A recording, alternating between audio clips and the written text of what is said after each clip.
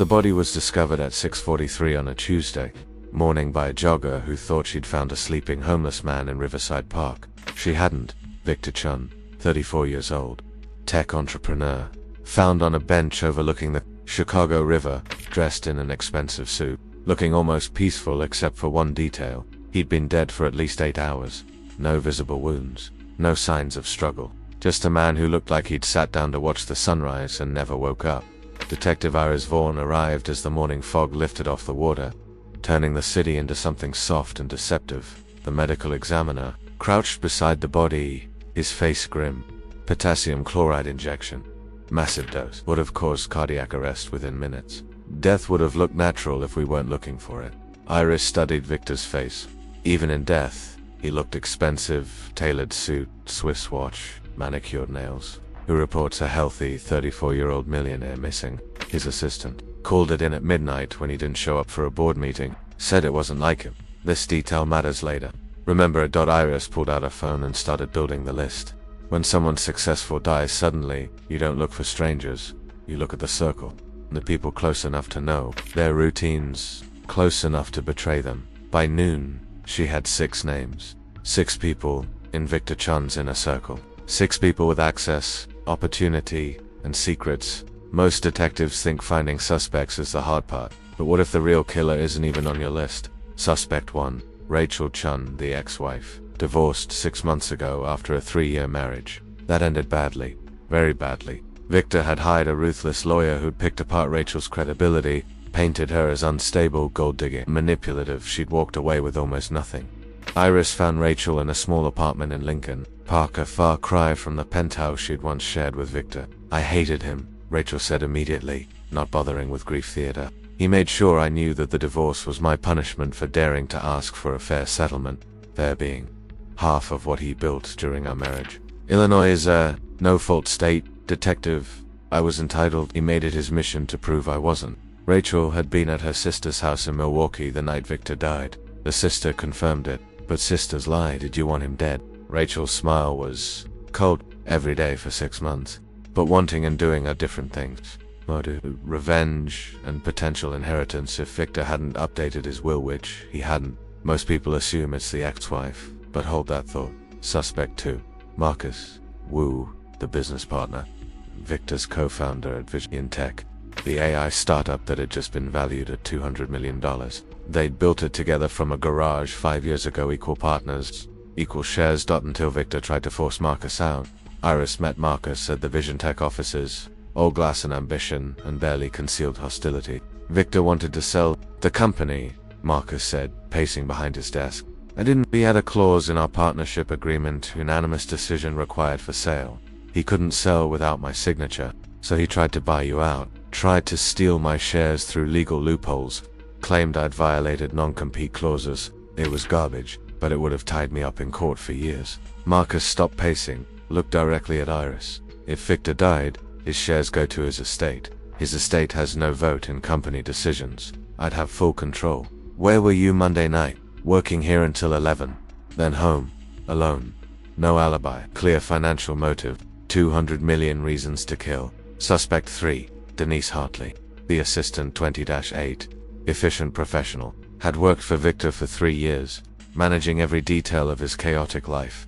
And according to HR records, Iris pulled that she'd filed a harassment complaint against Victor 2 months ago. The complaint had been resolved internally, which usually meant buried. Iris found Denise in Victor's office, boxing up his personal effects with mechanical precision.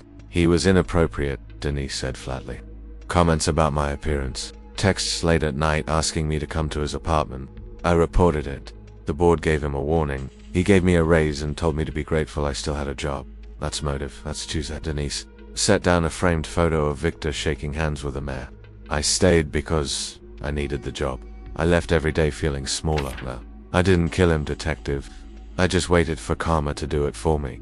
Where were you Monday night? Oh, my boyfriend was there until 10. Then he left for a night shift at the hospital. I was alone after that. Partial alibi and access to Victor's schedule, his routines, his vulnerabilities. Suspect 4, Eric Townsend, the investor up 40-6. Venture capitalists had put 10 million into Vision Tech in the early days, betting on Victor's vision. and according to financial records, that 10 million had ballooned to 80 million if the sale went through, if Victor and Marcus stopped fighting. But Victor's death changed the math. Iris met Eric at an upscale restaurant where the wine cost more than most people's rent. Victor's death is a tragedy, Eric said, swirling expensive red. But let's be honest, detective, it solves a problem. Marcus can now sell without Victor blocking him. My investment finally pays off. Everyone wins, except Victor. Victor was his own worst enemy. Brilliant but reckless. Made enemies everywhere he went. Eric took a sip, savored it. I was in New York on Monday. Conference at the plaza. 100 witnesses. Solid alibi. But money has a way of creating complicated arrangements. Suspect 5. Dr. Amanda Foster, the physician, Victor's personal doctor, 39, ran a concierge medical practice catering to Chicago's wealthy elite, and according to pharmacy records, she'd prescribed Victor medications he shouldn't have been taking: stimulants, sleeping pills, anxiety medication, enough to raise questions about her judgment or her ethics. Iris found Dr. Foster at her clinic, all calm professionalism and designer scruggs. Victor was a challenging patient, Dr. Foster said carefully. He demanded medications he didn't need, pushed me to prescribe off-label treatments. I tried to set boundaries, but you didn't refuse. He was worth $500,000 a year to my practice. I compromised more than I should have. Potassium chloride is a medical substance, easy for a doctor to obtain. Dr. Foster's face went pale. I would never. Where were you Monday night? Evening rounds at Northwestern Memorial. I was there until 9:30. Then home, medical knowledge, access to the murder weapon, and a reputation she needed to protect. Suspect 6. Jason Reeves, the younger brother. Victor's half-brother from his father's second marriage. 26, musician, living off a trust fund that Victor controlled after their father died, and Victor had recently threatened to cut off that funding. Iris tracked Jason down at a rehearsal space in Wicker Park, where he was playing guitar badly and drinking craft beer. Victor thought I was wasting my life, Jason said, his voice bitter. Said if I didn't get a real job by my 30th birthday, he'd cut off the trust. 4 more years of freedom, then I'd become a wage slave like everyone else. How much is the trust worth? 2 million. Sounds like a lot until you realize Victor was worth 100 times that. Now that he's dead, you get the money outright. Jason sat down his guitar. I get the trust. I don't get his fortune. That goes to, I don't actually know. Charity. The government. Victor never told me his plans. Jason had been at a bar with his band Monday night. 5 witnesses confirmed it. But witnesses can be wrong about timing. Iris sat in her car outside Jason's rehearsal space, reviewing her notes as evening settled over Chicago like a heavy blanket. 6 suspects. 6 motive. Some with alibis, some without. All with reasons to want Victor Chun dead. But something felt wrong. She pulled up Victor's phone records again. The last call he'd made was at 9:14 p.m. Monday night, to his assistant, Denise Day. The call lasted 43 seconds. Iris dialed Denise. What did Victor say in that last call? Denise hesitated. He asked me to cancel his Tuesday meetings. Said he wasn't feeling well. His voice sounded ... strange. Weak. Did he say where he was? No, but I could hear traffic in the background. City traffic. He was outside. Iris checked the timeline. Victor's body was found at 6:43 a.m. Tuesday. Medical examiner estimated time of death between 11 p.m. Monday and 1 a.m. Tuesday, which meant after that 9:14 p.m. call, Victor had gone somewhere, met someone, sat down on that bench, and died. Think carefully. What's the one thing no one's asking? Iris started the car and drove to Riverside Park. It was dark now, the path lit by old-fashioned lampposts that cast pools of yellow light. She walked to the bench where Victor had been found, sat down, looked around. The park wasn't on Victor's usual route. His apartment was 3 miles north. His office was downtown. This bench was ... random, unless it WASN single quotes T. Iris pulled out her phone and searched. Victor's location history, something his assistant had provided for the investigation. On Monday night, Victor's phone had been at his apartment until 8 p.m. Then it traveled south, stopped at Riverside Park at 9:07 p.m. and stayed there. Why would Victor Chun, wealthy entrepreneur who had a board meeting in 3 hours, come to a random park bench at 9 p.m. on a Monday night? Most detectives stop here, but this is where the real investigation begins. Iris stood and walked a perimeter of the park. Security cameras, she'd checked them already. They showed Victor arriving at 9:07 p.m., sitting down on the bench, alone. No one approached him on camera, no one sat with him, he just sat there. Made one phone call at 9:14 p.m. and then ... nothing. By the time the camera cycled back around at 9:40 p.m., he was slumped over, already dead or dying. Iris stopped walking. He didn't meet someone here, she said aloud. He came here to die. But that didn't make sense. The medical examiner confirmed murder, potassium chloride injection. Suicide would look different. Unless Iris called a medical examiner. Injection site. Where was it? Upper right arm. Why could someone self-administer that injection? A pause. Technically yes, but it would be extremely painful. Most people couldn't force themselves to do it. The body's survival instinct. But it's possible, but highly unlikely. Iris hung up and pulled up Victor's medical records again. Dr. Forster had prescribed him anxiety medication, depression medication, sleeping pills. Victor Chun had been suffering quietly, privately, hiding behind his wealth and his success. But that still didn't explain the potassium chloride. Iris drove to Dr. Foster's clinic. It was after hours, but lights were still on in the office. She found Dr. Foster at her desk, reviewing patient files. Detective Vaughn, I already told you everything I know. Did Victor ever talk to you about ending his life? Dr. Foster's face went rigid. That's privileged information. He's dead. The privilege ended with him. Dr. Foster was silent for a long moment. Then she closed the file in front of her. 3 months ago, Victor asked me about physician-assisted suicide. Illinois doesn't allow it. I told him his only options were states like Oregon or Switzerland. Did he pursueth? He said he'd think about it, but he never brought it up again. Dr. Forster looked up, her eyes haunted. I should have seen how serious he was. I should have done more. Iris drove back to her office, pieces clicking together in ways that made her chest tight. Victor Chun hadn't been murdered by one of the 6 suspects on her list.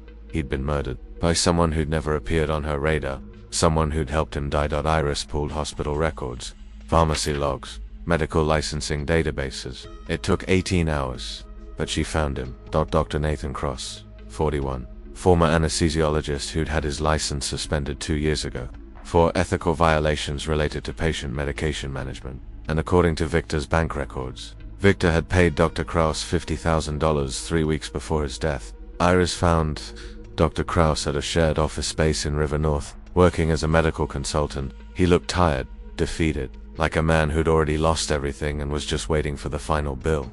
Victor Chun hired you to kill him, Iris said, sitting down across from him without invitation. Dr. Cross didn't deny it.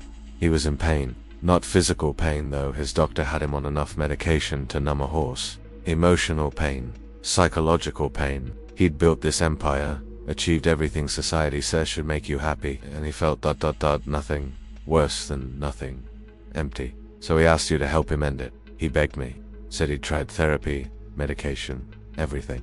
Said he just wanted peace. Dr. Kraus rubbed his face. I told him I couldn't, that I'd lost my license, that I'd go to prison. He offered me money, a lot of money, enough to start over somewhere else. And you said yes. I said yes. Dr. Kraus looked at Iris with hollow eyes. We met at Riverside Park. He wanted somewhere quiet, overlooking water. Said it reminded him of growing up in San Francisco. I brought the potassium chloride. Explained what would happen: cardiac arrest within minutes. Peaceful, painless. He thanked me. Can you imagine? He thanked me for killing him. And then you injected him. He injected himself. Just held the syringe steady, showed him where to push. He did the rest. Dr. Cross's voice broke. He sat there, looking at the river, and said, tell them it was worth it. The company, the money, all of it. Tell them it was worth it. And then he pressed the plunger. The room was silent. Those were his last words? Iris asked quietly. No. Dr. Cross looked up. His last words were, I'm sorry I couldn't be what everyone needed me to be.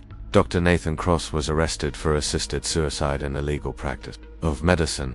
The case against him was airtight. Victor's bank records, security footage showing them together at the park, Dr. Cross's full confession. But the 6 suspects Iris had spent days investigating, all innocent, all cleared. Rachel got nothing. Victor's will left everything to charity. Marcus took control of Vision Tech and sold it 3 months later for $220 million. Denise quit and started her own consulting firm. Eric's investment paid off, but he'd never known Victor was planning to die. Dr. Forster lost 3 clients who didn't want a doctor who'd missed the signs. Jason got his trust fund and continued playing guitar badly. Iris sat in her office late that night. The case file closed and thought about the investigation she'd conducted. 6 suspects, 6 murders, 6 alibis, 2 check. And the real killer had been someone who'd never appeared on any list. Someone Victor had hired. Someone who'd helped him escape the life everyone thought he wanted. Iris opened her notebook and wrote, "The detective's code, case 49. Sometimes the killer isn't on the suspect list because the victim chose them. We investigate lovers, partners, rivals, enemies, everyone with a reason to want someone, dead bird. What do you do when the victim is the one who planned their own death and hired someone to help? When the crime isn't murder but mercy? When the person who ended a life did it because they were asked? The truth isn't always hidden by lies. Sometimes it's hidden by assumptions. We look at the circle and miss the stranger. We search for motive and miss consent. Justice demands we solve murders. But what do we call it when someone chooses death and finds someone desperate enough to help them? The killer wasn't on my list because I was looking for murder. I should have been looking for despair." She closed the notebook. Outside, Chicago glittered with lives being lived. People chasing the same success Victor had achieved and then couldn't survive. The case was over, but the question remained. Was Dr. Nathan Krause a murderer or was he? The only person who listened when Victor Chun said he couldn't go on. When someone successful and wealthy and seemingly happy asks for help dying, what does that tell us about the life we're all chasing? And if you were in Victor's position, wealthy but empty, what would you do?